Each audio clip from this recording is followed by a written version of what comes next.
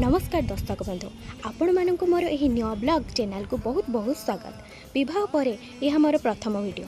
सत कहवाक गले बाहागर पर मु रोसई तो करिछि, हेले मो माँ हाथ रे से स्वाद आ माँ हाथ रे रोसई एपर्यंत करि पारिनी। सेति मु आज प्रथम थर पई पूरा माँ को शैली रे माँ को परि रांधिबाकू चेष्टा करिछि।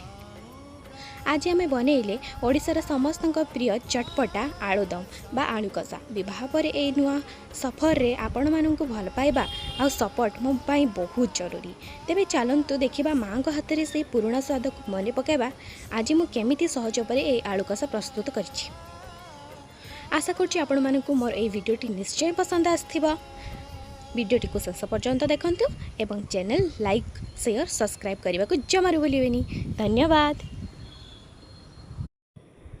देखंतु एटा होइछि आम समस्त प्रिय आलुदम। प्रस्तुत हो गला गरमा गरम आलुदम।